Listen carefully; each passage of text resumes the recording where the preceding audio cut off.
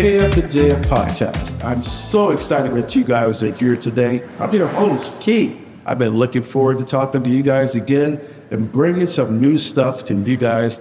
I'm so happy, and I'd like to thank you guys for tuning in today. Today, we are here in Hobart, California, at Morongo Golf Club with some great friends of ours. And let's have them introduce themselves.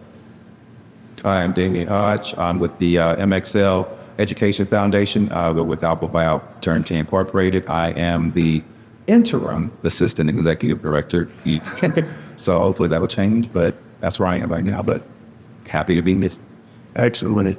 And I'm Marlon, and I think I'm the executive director, interim executive director. I work with the Education Foundation, Alpha Phi Fraternity Incorporated, and also co-chair for the tournament and all the events that's taking place. Great. You know, we're so happy. Talk a little bit about, Marlon, what you had this beautiful event here. Tell us how that went for you. Yeah, so it was real exciting coming into it. It's our 5th year, so we've been able to basically sell out this event virtually every year. And the whole purpose of the event is to generate funds for our scholarship awards program. And so in addition to having a golf tournament in its 5th year, where we have our guests come together, different corporations, sponsors, different organizations, and then just individuals invited from throughout the community. They may be friends. Some just may have seen us on Instagram or social media that's come out to join us. And some are other fraternity chapters that may have drove in from Arizona, Los Angeles, Orange County, San Diego. So we're pretty happy, and we feel honored to be able to hold such an event. But the event encompasses 3 events in one day. So we start off. I see the posters. There's 3 different events there. Talk about how the scholarship portion work. How did that become a big part of the foundation account? Yeah. So the purpose of the foundation is educate, empower, enrich our communities. And so part of the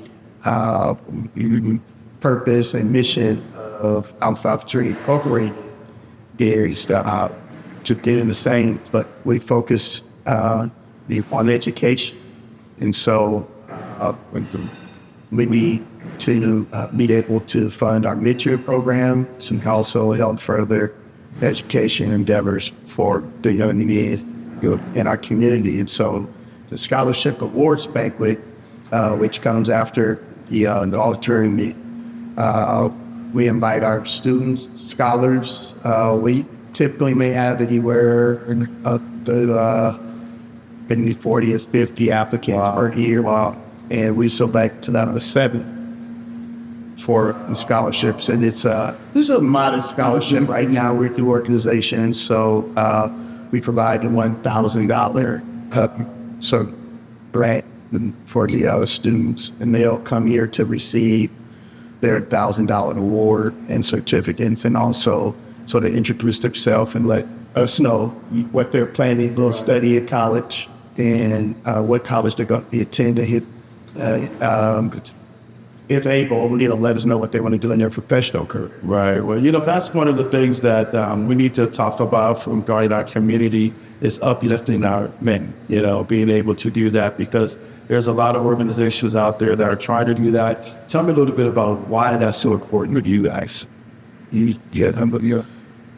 Well, for us, I think because we historically, since 1906, Alpha Phi Alpha has, been at the forefront of, change, so whether it's, through politics, whether it's through activism, whether it's through, enrichment, education, upliftment. We've kind of always been there at the forefront. So we're only, picking up the mantle and carrying it, as far as we can take it to the next, group of people do it, So we've taken it upon ourselves, to do this challenge, but we also try to find creative ways to uplift and enrich, our community, rather than just, talking to them all the time. Sometimes people just don't want to be talked to, so sometimes I show them, to show them creatively how you can achieve certain things. So things like, Hose for Gold, it's not a traditional sport for us, right? So we open it up to, the community who does play, and then we also offer to those who don't. We have golf clinics, we have the professionals that come out and try to teach, people how to do golf and try to just expose them to a sport that they may not have had that exposure to. So that's one of the creative ways that we try to uplift and enrich our community. The scholarship banquet, that's just a celebration. That's a celebration of the academic achievements and the Black excellence that these young men have displayed throughout their high school career, and we want to reward them for that, So this is just like Marlon said, it's just, a modest way for us to say good job. But, we want to be able to, raise the bar for ourselves and for them. So we want to be able to provide financial support to them. So when they go to college and say, this work actually really helped me get through my, my academic endeavors. So, the scholarship banquet is definitely a celebration, not only for the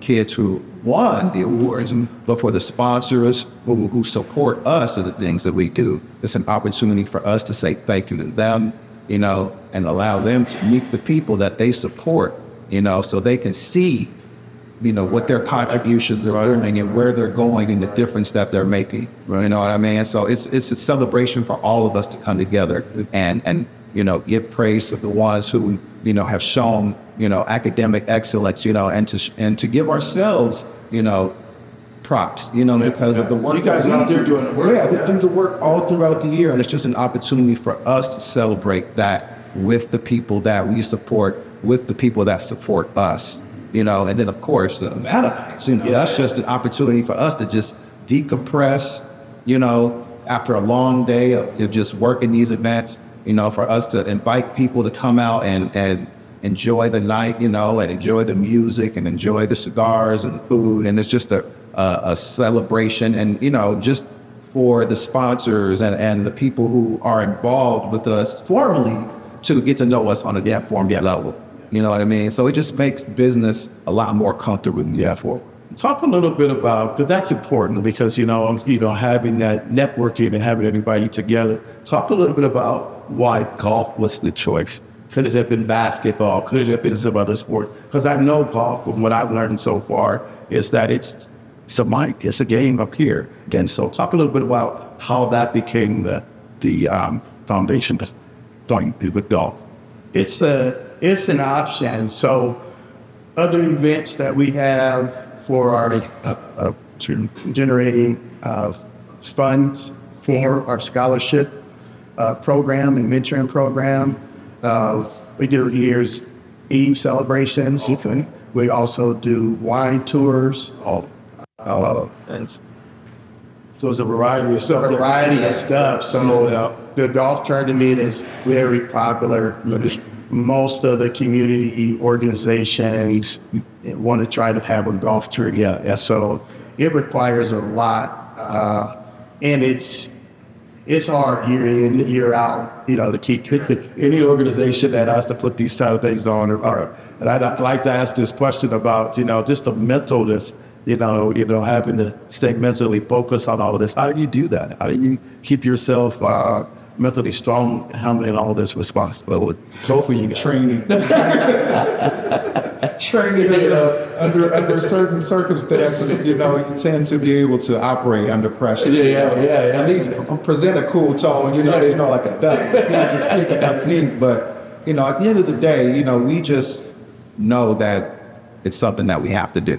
You know, it's a thing that we have to do. You know, we plan for it, you know, so we know it's coming. Right. You know, right. So for as worn out as we might be at the end of the day, we plan for it, and, you know, we make it out. But wow. So it just seems like it's a lot of work. What do you think, Mike? Yeah, I think, you know, we have a calendar of events every year, so it kind of sets the framework. And mentally, you can see your roadmap every year. And so it's a matter of execution. So I think most of the challenge isn't really physically, it's more so mentally, because you do want to have some variations that kind of keep the events fresh. Right. So, you know, and then it's the last one of the year. So after doing a year's worth of events, you have the biggest event, you know, as the event that we need the most, you know, help with. Well, you know, that's one of those things that we all need when we're trying to put something together, and then there's so many things that you're trying to do and get right, and then you're constantly thinking about it, and hey, like you said, it's already on the calendar, but when you get there, it still presents some problems and stuff. So I'd like to ask you a little bit about the families. You know, what have they told you about the work that you guys are doing, how they appreciate that? My household family? No, the family of your recipients. I mean, you know, of course, thank you is the obvious, you know, short answer, but, you know, just an appreciation for the stance that we take, you know, and, you know, there's a lot of negativity and negative perception about us, you know, so it's our job to make sure that we stay the course that we're on, that we show people that there's other ways of achievement, not just by, you know, toting the rock. Right. Shooting the ball, right. Being able to rap 16 bars or whatever. Right. You know, that, you know, we have achieved so much in every field, you know, and it just goes unmentioned. So we are of the position that we need to glorify that. I'm so proud of that. I think that's, you know, Marlon, with talking about our youth, what do you say to them? Because there's a lot of them out there, man, that's, you know, when I was here and during the event and talking to some of them, I said, I was telling them there's a lot of people that want to have that education, want to do better, and they, you know, they go off and figure out, what would you say to our youth that's out there, especially our men? I think I had a little bit more to add to the last question that kind of joins the conversation about what we say to the youth, but just a family of supporters, and also the families of the students we support. I think one of the things that came out was just appreciation for us to continue to move forward despite what's happening, challenges in society. So education is, I guess I say education is being redefined and reimagined. And so to continue to mash the gas pedal and move forward, despite some other people may have stopping, there's been quite a few organizations that have not had their fundraisers or events, especially the ones that cost a lot. So the cost are pretty high to put on a golf tournament, and the ability to kind of understand as leaders in the community, we have to continue to move forward with the overall plan, which is to continue to grow and develop and to, you know, have a better, stronger community, have a community that is diverse in all ways, you know, the people, demographics, the skill sets, the different interests, if it's interests in music or sports or just purely, you know, education or science, whatever. It's important, you know, move that forward. So I felt a certain amount of accomplishment in being able to move forward with this event for the 5th year, despite some of our major donors weren't able to contribute this year, and they kind of hit us initially, but we were able to find other organizations that were able to to meet the loss that we had. So, Well, that just says a lot about the program, right? That you're still able to go out there and get other people that know what you're doing and the importance of what you're doing, even if someone drops off, someone to step up and make that happen as well. So I think that, what you were, go ahead and talk about the youth. That's what you want to have to say to them, because there's a lot of them out there struggling right now. yeah. So with the youth, I think it's just it's an ongoing, it's a continuum. It's just part of the daily life in the village. And so we always have to be inspiring, educating, leading, answering questions. As a premier leaders, you don't want to admit to it, but we have to slow down and kind of follow sometimes and allow these youth to kind of step up and lead and, take roles as assistants. And, if they're able to show and prove as assistants, let them step up into some of the primary roles and get these opportunities. But I think the part that really helps drive this is to help the youth understand you just don't have to do music, right, or sports, right, or some of the other stuff that may be regarded as high income opportunities, like maybe frowned upon in some, or maybe most communities. But to show there's a diversity, if you can enjoy a good life, you can be fulfilled, and you should consider other things. You should acknowledge the other things in society and in life that gives you opportunity to be multi-talented, flexible. And so I guess in a nutshell, being able to show the youth all the different types of things so that they don't sort of pigeonhole themselves into one particular. Wow, that's so important, man. And it leads me to this question here, because I wonder how you guys got that, where you were got, what was some of those things that given you to your life on, services and things like that. Talk about how you diverted and was able to put some success in your life. I guess I could just tell the story of how, what made me want to become, a member of what I'd like to think is the best organization. My first experience was actually at a step show. So it was a social setting, and all the organizations were out. But, for whatever reason, this organization stood out the most to me. And, it wasn't anything that they were doing or saying, but it was just the confidence that they exuded when they walked in the room. They commanded attention, and it moved me in a type of way that I needed to know who these guys were.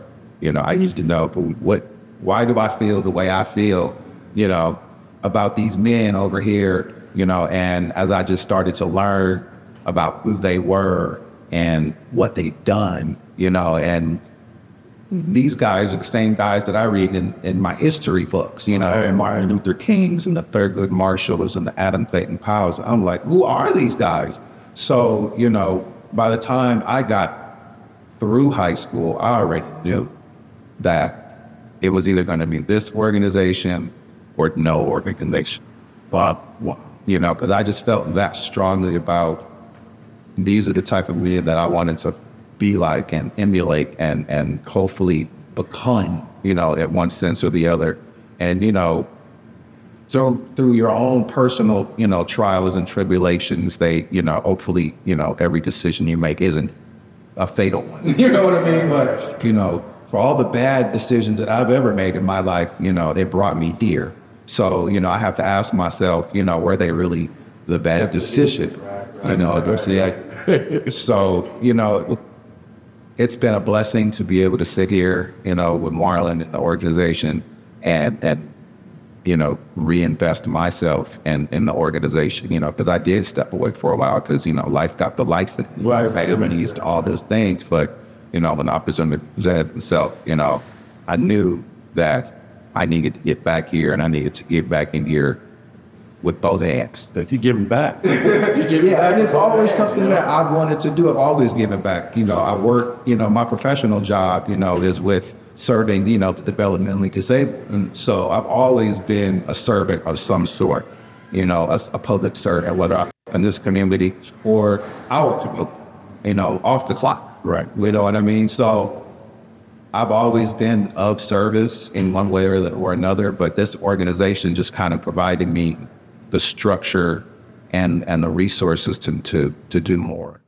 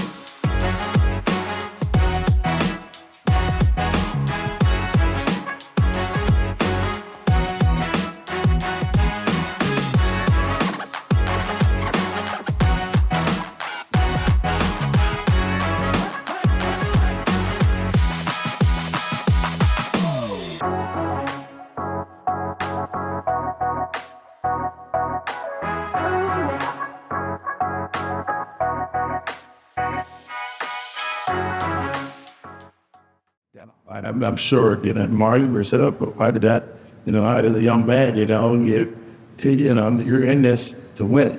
If one, Marlon did that almost me, so. I think mine started in childhood. My parents, my mother in particular, she is a very fun personality, believes in a balance. So you gotta have your serious stuff and you gotta have your fun stuff. Right. So as a young boy, like before I was even 12 years old, my mom had got me a gym membership, so she like dropped me off at the gym. I needed to be conditioned. I was in sports as a young kid, doing track and field and basketball, football. She would drop me off at the music center. So I learned how to play the trumpet, the drums, with flute. So you take me to a YMCA. Your feet didn't touch the ground. On Sundays, I'd go to church. Sunday afternoons, there was this kiddie disco. I go to church, we go to dinner, hang out, change clothes at home, and then she'd drop me off at the kiddie disco. I'm like, what's this, Mom? She's like, go in there and have fun. I'll pick you back up, And so I just got a lifestyle of just jumping in and doing different things. Well-rounded lifestyle. Yeah. That's about the streets. He didn't touch the streets that long because we used it to get to one point.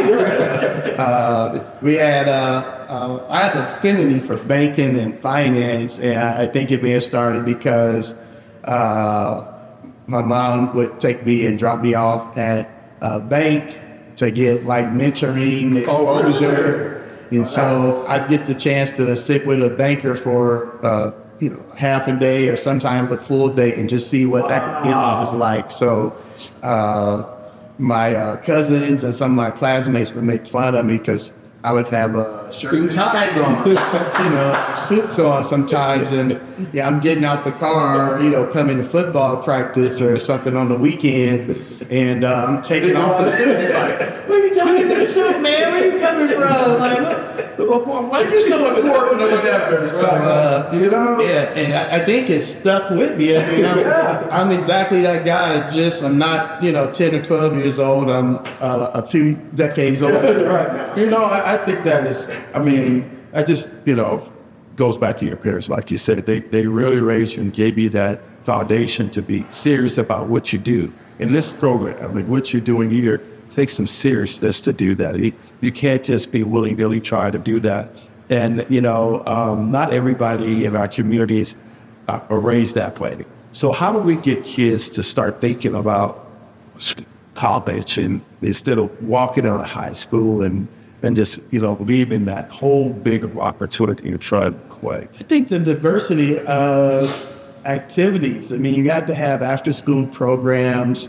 What I said earlier about, providing a option of different programming, just like me as a kid, all these different walks of life and all these different categories of sports and music and banking and, church, you got to provide all that to the kids and let the kids kind of connect with it. And so I think we should have a combination of kind of after school activities where maybe a club that the kids may belong to that has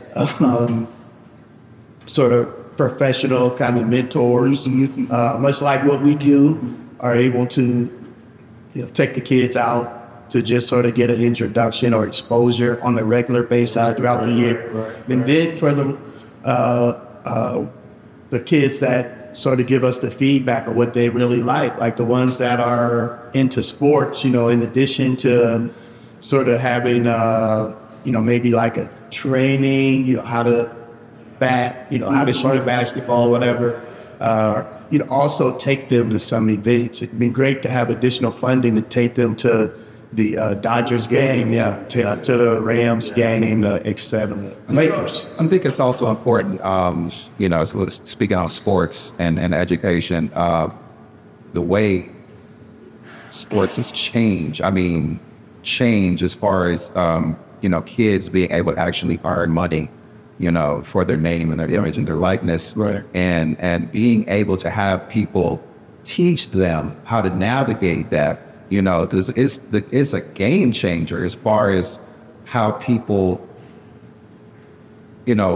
approach, secondary education, especially athletes, that get those scholarships, now that they have the opportunity to make money off their name and their image and likeness, they need people around them who, financial educators. Right. You know what I'm saying? They need people who can teach them how to manage their money, how to invest their money, because, and this is probably for a lot of them, the only time that they're going to make this much money, so take that money, invest it, into places where it can grow for you, while you're still in school. Right. You know what you're saying? So we need to be providing platforms where we can educate them in these arenas, because we love sports, we love entertainment. We're not saying that those aren't things that can't be achieved, because they can, but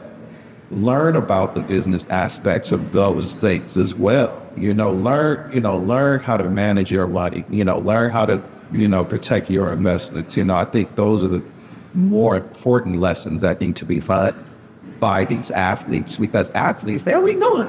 Right. But they don't know how to manage their money. They don't know how to They always in the rope. Right. So, but we know, the great thing about Phi Alpha is that we have members who have been professional athletes, have been professional entertainers, have been executives in the media. So they can pass on that information to them, and empower them. So when they move forward as athletes and then they have to start making decisions, they will have that knowledge, to do so. So for us as a program, we want to be able to offer those things, for people to come in and say, hey, this is how, this is what you shouldn't do. But, we do need funding for those things. Yeah, so I think the big part, the most important part, I wish that I learned in school too, was finance. They don't really push that, especially on people that looks like me a lot of, Right. We go through it, but we don't really get in detail about that. I think if I did earlier, it'd be a whole different way of me understanding money and being able to know what to do with it when I had it. Yeah, I mean, that's generally across the board, even not our problem, but the thing that has eluded us from receiving more is just access to information. You know what I'm saying? So now that we are getting that information, we have to be the ones to pass it down to the ones who can do something with it at an earlier stage. With a sense of urgency too. With it. Right. So it's just, I think that, that's part of our programming. We want to tap into the STEM. We want to tap into the arts because all of it is important. Yeah. You know what I'm saying? So, but at the end of the day, we can only do what we can do based on what we have. Yeah. No, I think you're absolutely right about that, Marlon. And I'd like you to tap into this, but I also want to talk about what are you guys wanting to bring to the organization, new stuff that you're trying to bring to the organization to help the youth, new program, new ideas. What are some of those things that you? Yeah. So I think one thing that I just thought about, in addition to all of these great opportunities and stuff, as a former pharmaceutical sales professional, we had this thing called fair balance. And so you talk about all the benefits and all these different pharmaceutical products, disease therapies and everything, but you also had to provide fair balance and talk about some of the side effects and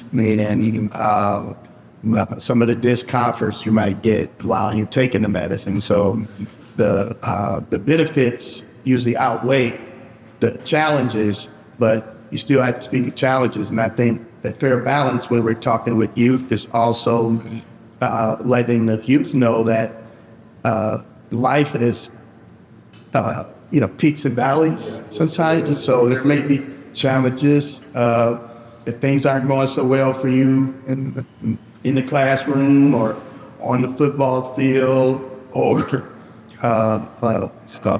just socializing with friends. We had this thing where sometimes you may not feel good. Some people may call it depression. And so I think helping and having the programs to provide support and opportunity for the kids to speak out, to share, for those things. But as far as other opportunities for us to be able to do more for the children, for us is expanding our capacity and expanding and developing our administrative practices.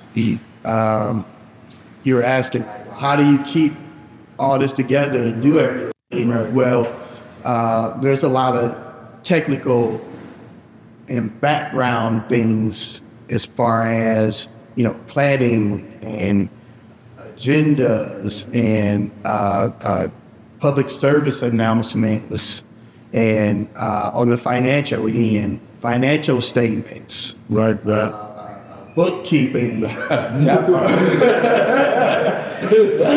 things are sometimes neglected, and it'll cause kind of an entropy inside an organization where you get growing things, and because you don't maybe do those things well, you can't really expand them because you're kind of like blocked because of all these other things that you didn't get a chance to do. Talk about your sponsors. There's some of them out there that you want to recognize at this point. Yeah, absolutely. One of our largest sponsors this year was Fifth Third Bank. So definitely want to give a shout out to the Inland Empire with Terrence and his office and his management team for stepping up this year. One of their competitors, Wells Fargo, is also a sponsor for us, and Southern California Gas Company. Wow. We also have Vertec Waste Management. So good. In our most recent years, we've also had Ames Healthcare Foundation. So they typically have been the largest sponsor. You may recall some of their commercials doing football games. Yeah. They even had big commercials doing Super Bowl this year. Wow. So it's an honor to have these different companies to support and provide the resources so that we can put on this event and award our scholars this fund. I think that's just the greatest thing when you can, I want to really ask you, because I think I know how I would feel when you get a sponsor that's willing to support something that you believe in, how did that make you feel? How did that grab your heart? Because you put the work in, and you know, it's hard to get sponsors. You put the do things. So how did that? It just confirms you're doing the right thing. So, especially to be able to, continue to, grow and develop and have more sponsors coming in. And, it's not always just the big sponsors. So we had for our Havana nights, we had an exclusive sponsor, which was Rendezvous. And that is the cigar lounge out of Menifee. Oh, yeah. So they came and just brought these great cigar and smoke products. Right. I saw that, man. It was beautiful. I mean, just the packaging was beautiful. A lot of the people were able to get access and purchase some of those products to enjoy. Some people were really shocked because we have people that travel to different Central American, South American countries, Caribbean, and Roddy had those products. Oh, wow. On his table for them to buy. They said, "Oh man, I don't have to wait till I go to Colombia to visit." They got timeshare in one of the foreign countries, and they usually smoke their favorite there. And you have to get it there. Yet Ronnie had these products here, and so it looked good out there, man. Yeah, as a small sponsor, I just want to give shouts out. Fair Talent. Yeah. We got the small ones that we really like the small ones. We've also had Bang Energy Drinks as a recent sponsor. They blew up in the past half a decade. Wow. So when we started the golf tournament, they were just looking for some people just to try their drinks. Right. I think they only had like 3 at the time. Now they have about 16 different flavors, but they promoted through Inland Empire through our program, and also we had another sponsor, Uncle Nearest, which is whiskey. Oh, yeah, that's black on, right? I don't know if I think I may have heard it, but that's good. Yeah, I mean, that says a lot too, because those sponsors are really looking at what you're doing. Right. The big sponsors, they got to go through. Let me see your finances. Let me see all these different things. Right. But those small sponsors, they know exactly what you're doing. Well, what was really unique about Uncle Nearest, we're a 118-year-old, about to be 119-year-old American entity. Yeah. Uncle Nearest, the founder, was actually a slave who helped distill whiskey back in the Kentucky area. Wow. So when you think of the most popular whiskey in America out of Kentucky, you think of Jack Daniels. Right. All right. Sure. Jack Daniels was a little boy that was trained by Uncle Nearest. Yeah. Uncle Nearest couldn't have a business back then. Right. And so he was the background, and he set up all of the different systems to, make that product.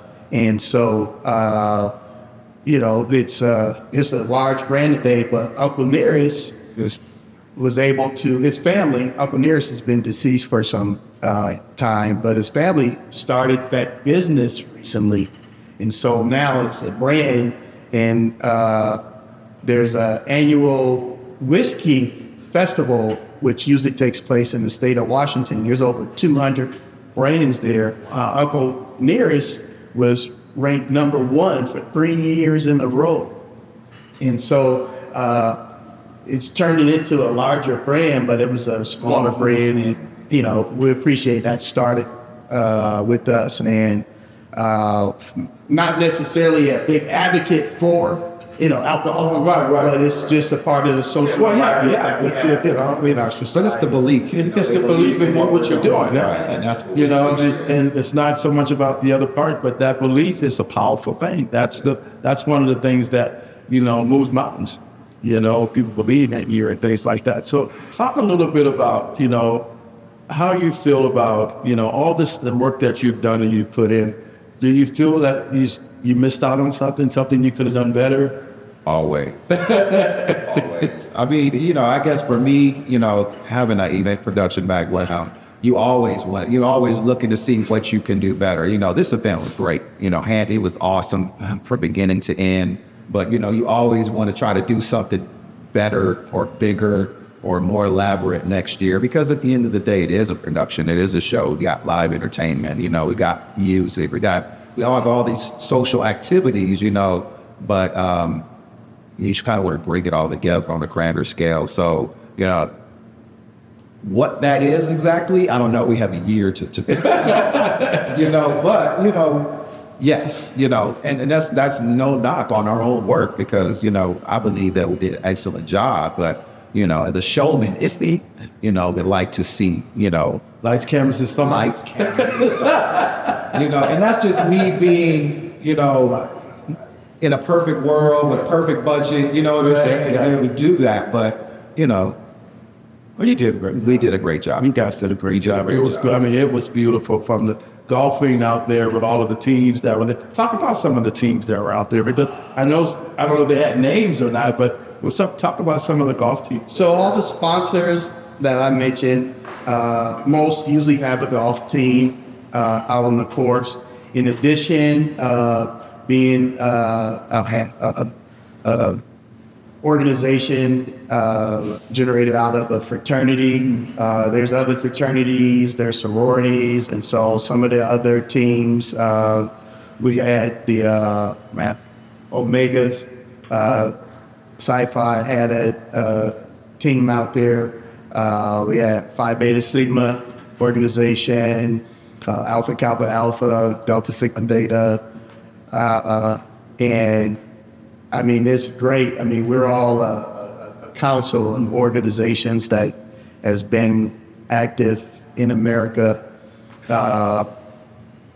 coming out the universities and transitioning into professional and alumni, members of the organization. So when we are initiated as college students, we take a pledge for life. Oh, wow. So we have impact on the college campuses, and then we come out as professionals. And so to be able to continue to network and fellowship throughout life, I think it just really helps to have a strong community. Yeah, not only that, to build a strong person too. The person that you are is because of all of these connections that you can gain to all of these different fraternities. That's how The junior golf. It's a the junior, so some of our sponsors that can't make it, they'll say, well, we're going to sponsor the junior golfers so they can put a team together. Man, they come to play. Yeah.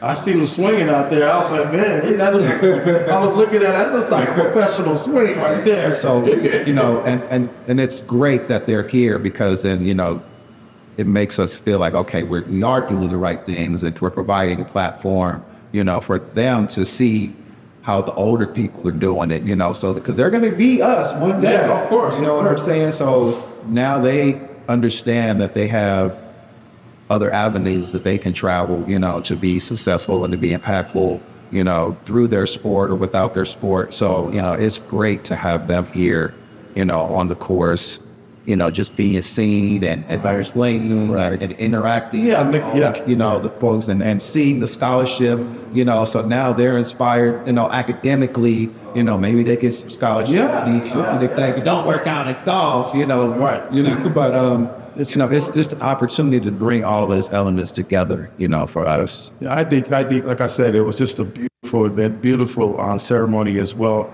I like to talk a little bit, maybe personal, thanking both of you guys for your service. I think it's important that we let people know that, what you've done for us, the importance of making, that road-rider guy, that road-rider gentleman. All of that came from a part of that service as well. On top of about, how did you make that choice? Because some of these kids are out there downloading that, even while they're going through college. Well, I think, it hasn't always been this. So, especially as a young kid, they had issues where he may have gotten in trouble and things like that. So I never got in any really super bad trouble or anything like that. So But yeah, I mean, I've had challenges and I've experienced other things, and I've been able to just, personally just move forward. Getting to college, I really think helped take me to a whole other level, open up a world of professionalism and kind of understanding the benefit of me being a quintessential professional to not only just lead, but to be a role model and set an example for others, and not just for the youth, but also for peers, that may be in other professions, maybe other races or other ethnicities. And I think that's what kind of helps to fuel me. So, you mentioned about other, outside of the sponsors, outside of the family of, other Greek letter organizations. We have also guests that may be in the Inland Empire Filipinos organization, some of the Latino organization, also some of the women organizations. And so being able to be attractive and a person of value that they can interact with, that's a driving factor for me.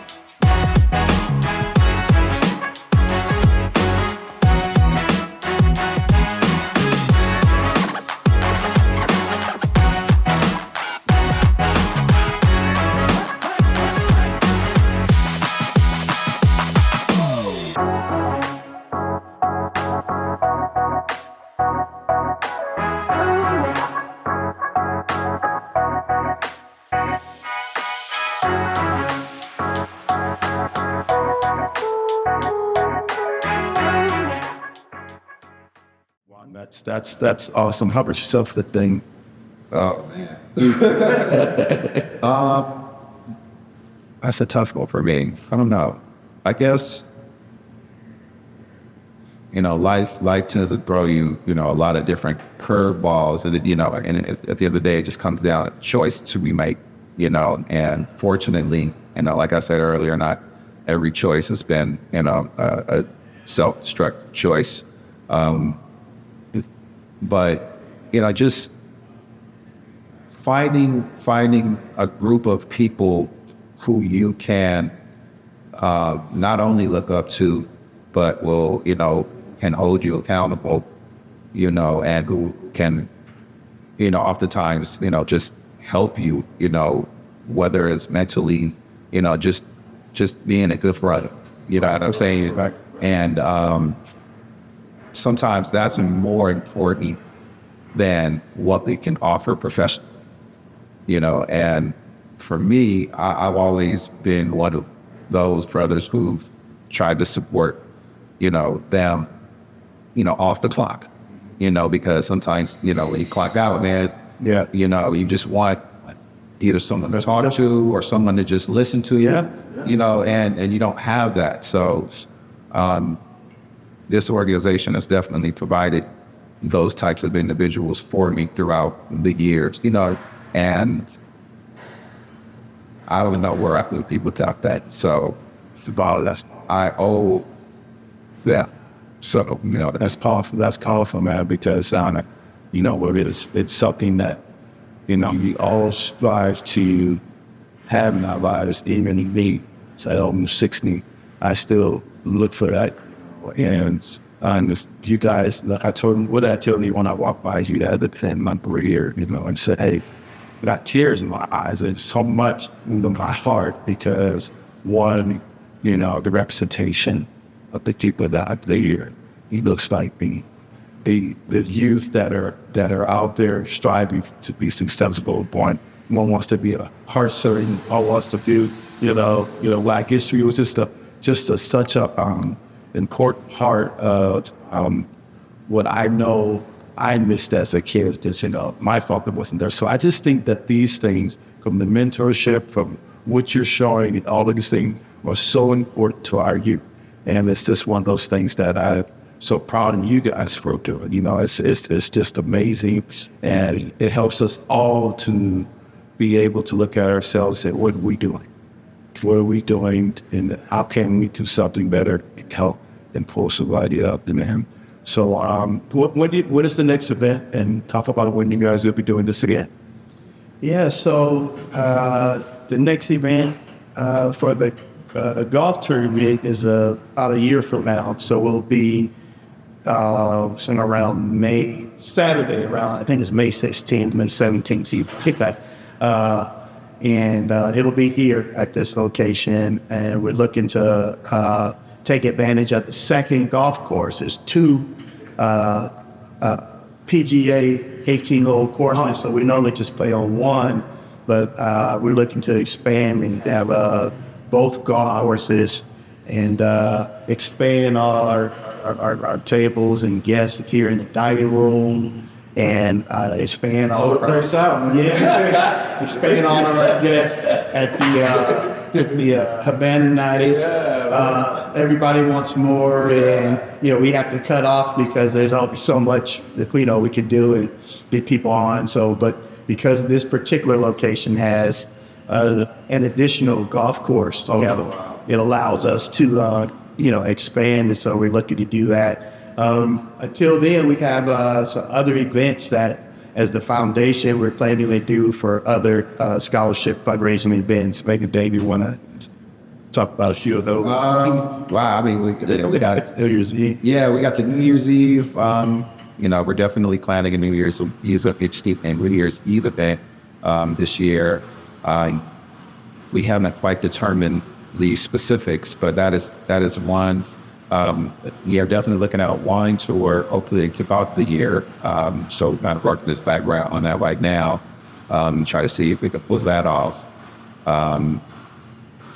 What else? We got our oratorical. We have an oratorical competition that we do every year, and that's would be like high school. Well, actually, we have elementary, we have junior high, middle school, and we have high school, and they compete, oratorically. They give us speeches, and they made off, money, scholarship money, prize money for the younger kids. We've been doing that for 30 plus years. So If I can interject, we have a school entity that is part of the Chaikin School District, Benawanda School District, Cucamonga School District, and one other school district. Our oratorical contest, we normally have about 40 contestants there, and it's kind of a funny thing because these school districts have reached out to us, and they want to provide some of the financial resources for us to expand from 40 students to about 400 to 500.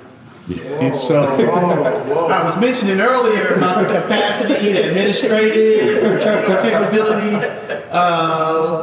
They first approached us a little while ago. It's been a few years together. Yeah, it's been a few years, but we're looking to be able to reach back out and say, hey, we're ready to move forward so we can accommodate 400 kids throughout the entire Inland Empire. So it actually speaks to the success. That just talks about everything about what you guys are doing, right? It speaks to a lot that someone wants to do that and bring a youth in it, because it's not just the writing, their speaking and all of that. It's the fact of what they're going to learn about what they can do going forward. All of the other opportunities that they can have.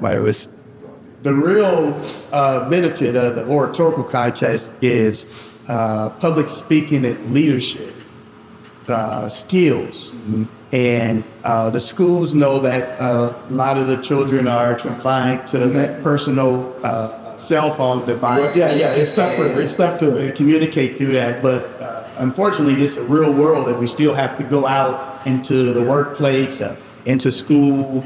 It's not a bubble, you know? And so they really appreciate that particular program that we have to teach oration skills and provide challenging topics that make the participants think about it. And we usually have a leadership component that's included in the speech that the students need to provide as a leader. How would you go about making this accurate for the community? And so it's awesome. It's a great opportunity, and I see why the school system wants to partner with us to expand that program. So we won't be able to get 400, 500 kids in one day. So we're looking to be able to have additional programs that are sort of require steps to get to the next level. So that particular contest usually starts in February, but we may have to start doing smaller local competitions and then bring all the students that advance together. will I end in June when the school year is out there have that? We may have to change the dates a little bit, but we'd like to have it done in the winter. Because by the time you get to the spring, you got graduations and, you know, different sports. And the month we have it is a very strong month. So, but we're looking to expand that. So I think with the other fundraising events, with the New Year's Eve Gala, and also with the wine tour, and, you know, putting on an oratorical contest, that we now have to do rounds. Yeah, round one, maybe in October, you know, round two. That's a lot of work. Just getting all these kids together, you know, and trying to make all of that work, you know. It's a good problem. Well, it's the best problem to have, you know, so especially when you have more people coming out and challenging the organization to show what you're about. And then that part of it is easy because you have the history, you know, you have the history for everything that you've done. So as we close, talk a little bit about some things that we haven't talked about that you like to be able to get out into the community. Yeah, so here with the Musi Lambda Education Foundation, we do a lot of work locally, but we're an international organization, and so we have other chapters throughout the United States, throughout the world, that are doing things to enrich the community and have impact on the youth and the professionals in the community. In addition to having scholarship awards at our regional level, we have educator awards. So we actually go through the community and identify based on the other educators and teachers in the community who are the top teachers, who are the top administrators, and we actually award them and acknowledge them every year. Yeah, and we move through the region. I also sit on the executive board for our region, and so our region is very large. It expands from the state of Colorado, goes south down to New Mexico, all the rest of the United States going west, including Hawaii. We have a Honolulu chapter. We also have a chapter in Anchorage, Alaska. And we also have chapters in some of the foreign countries, including Okinawa, Japan, and also Seoul, Korea. That encompasses the Western region. And I mean, it's just an honor to be able to have a reach and impact for our community, and also to be able to interact with all the other different organizations, different ethnicities, different corporations, different universities, Different language. in the Pacific Rim. Those chapters out there, they're based at military bases. And so we have different emphasis, social impact, We have military affairs, in addition to the student affairs and collegiate affairs. We also have a community health. So we talk about men's health. And so, You know, that's a big topic. it's a very big topic. You know, the head on house and this men, you know, men are, we just don't want to go to the doctor. I got a doctor's appointment every day, and I've been thinking about it all day. How can I cancel?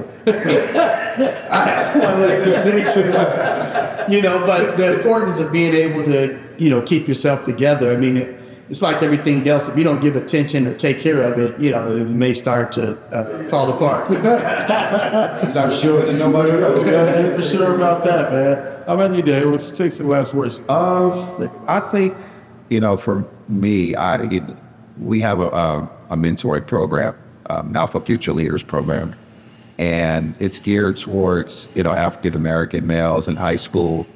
And we recently had to change our location where we're going to be operating. So this year we're going to be operating out of one of our fraternity members who happened to be a pastor of a church, as a gracious enough to, you know, rent a space. So we'll be conducting our programs there once a month. So I just want to say for the kids who, you know, and this is not for any one school, you know, our program is for any high school age kids who are interested in, you know, leadership and support and, you know, just want to find, you know, an alternative and a more positive way to achieve, you know, the things that they want to achieve, you know, in addition to, you know, if you play sports, you know, you're just a more well-rounded individual. That's the way we see it. But, you know, check us out. You know, you can always reach out to us on musiclambda.net and inquire, hey, I'm interested in this program. What is it about? Can you tell more? We'll be happy to get back to you. But if you don't know, then you won't go, right? So we just want to put the information out there. Say The name of the program is the Alpha Future Leaders Program, and it is designed for African American males in high school.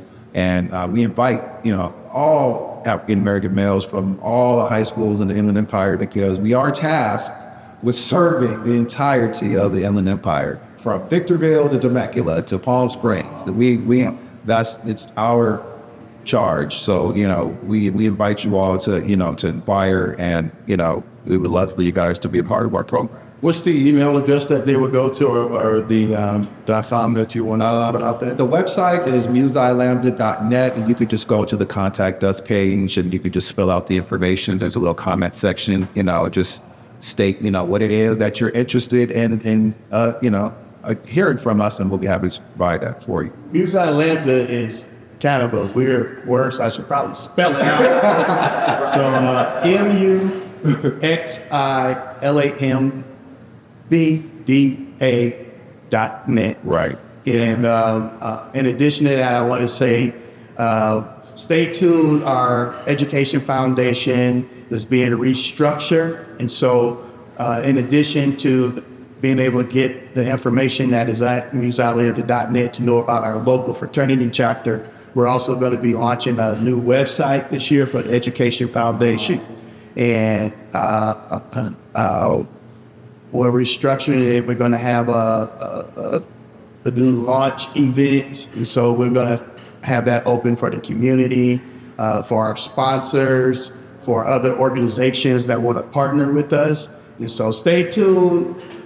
Check our social media. And from Musi Lambda chapter of Phi Alpha Fraternity Incorporated, all of these things will be posted on there for updates. And we just look forward to continue to edify the community and just be a point of contact and a reference for all things moving forward. And we're real grateful for the time and this moment, the session that you've set up to help us to be able to just kind of get our brand, our purpose out there. So this is KF&JF podcast. KF&JF podcast, man. I'm so proud of you, Marlon, Dave, man.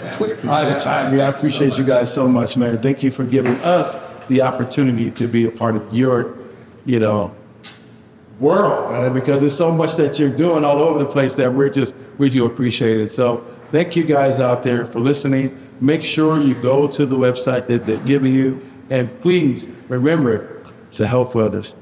KF&JF podcast. I'll see you next time.